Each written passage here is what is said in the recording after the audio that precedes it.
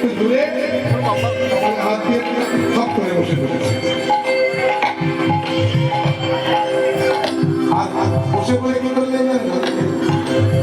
নিজ গরম কলম দেখি অবনত মাকে গো, নিজ গরম দেখি অবনত মাকে গো, ললিতা সঙ্গে কহলে কিছু বাতে, ললিতা সঙ্গে কহলে কিছু বাতে। ললিতা ললিতা ললিতা তোমরা হয়তো ভাবতে পারো যে আমি এবার কেন গেলাম, ভাবতেই পারি।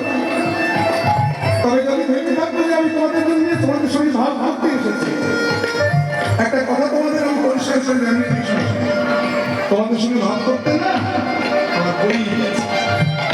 তাহলে যদি বলো কেন এসেছি, তাহলে বলি একটা ঘটনা ঘটেছে আমার সঙ্গে, ভাবলাম এতদিন তোমাদের সঙ্গে ছিলাম, কথাটা না বললে হয়তো আমার তুলে ঘুরে এত বড় ঘটনা বলে বললে না বলুন, তাই বলতে এসেছি কর্তব্যের সাথে।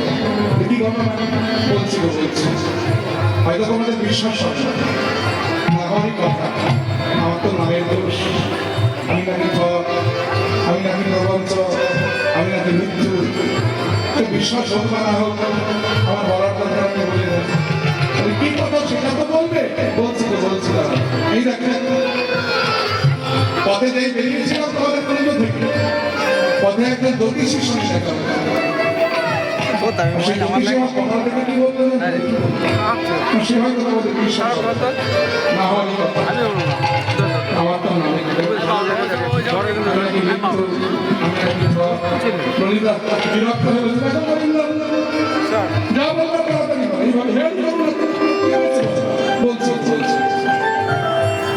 তোমাদের বিশ্বাস আমার বলার দরকার বলে দেয়। এই দেখো আমার কপাল থেকে জ্যোতিষী বললেন না, একটু বললো বিশ্বাস হয়। আমার হাতে রেখে আগে লেখাটা দেখো, হাত দেখো দেখো বিচারে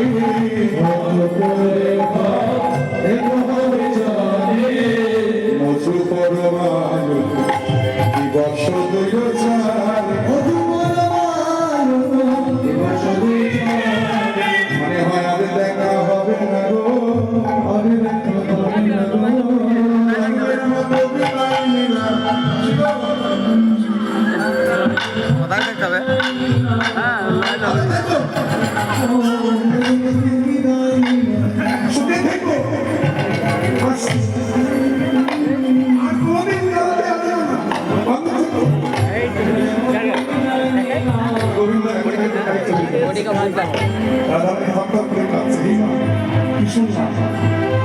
যে প্রাণে হাত দিতে না তার প্রতি আমার কোনো বিশ্বাস নেই, এই বলে আমি ছুটে গিয়ে বলতে গোবিন্দ দেখি তোমার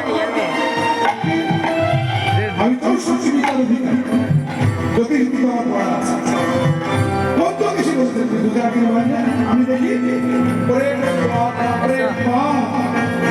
এত লম্বা রেখা, আর সেই জ্যোতিষী দু চার দিন লাগবে। আমার গণনা যদি সত্য হয়, আমি গণনা করে যা দেখছি এখনো লাখ দিবস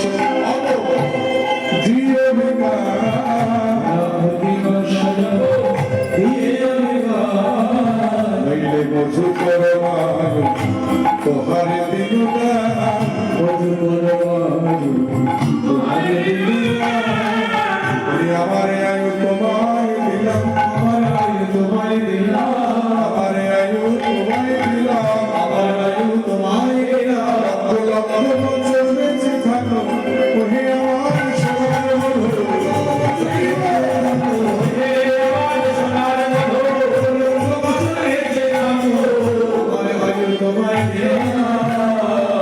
হঠাৎ রাধারানীর মনে পড়েছে এই আমি তো গান করেছি, হাতে হাত ধরলে ভাত থাকে।